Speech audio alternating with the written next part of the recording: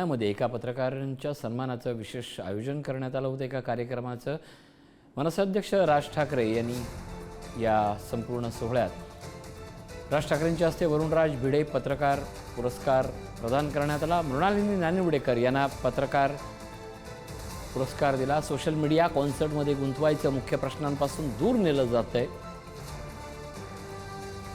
मराठी शाळेच्या जागेवर काही जणांचा डोळा आहे असंही राज ठाकरे यांनी विधान केलंय।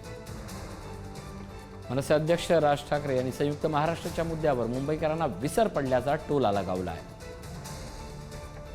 म्हणजे काय, मुंबईसह संयुक्त महाराष्ट्र झाला तो दिवस ना।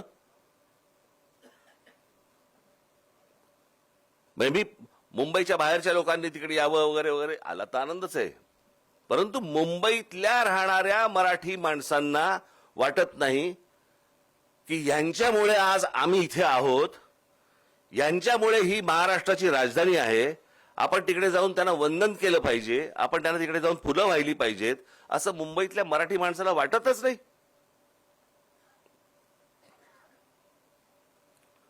इतक्या लोकांनी ही मुंबई महाराष्ट्राची राहावी म्हणून रक्त सांडलं। ते रक्त सांडल्यानंतरची जाणीव आमच्या मराठी लोकांमध्ये नाहीये। जर मुंबई महाराष्ट्राला मिळाली हीच जर जाणीव नसेल, तुम्हाला भाषेची जाणीव आणि तुम्हाला मराठी शाळांची कुठची जाणीव घेऊन बसलोय आपण।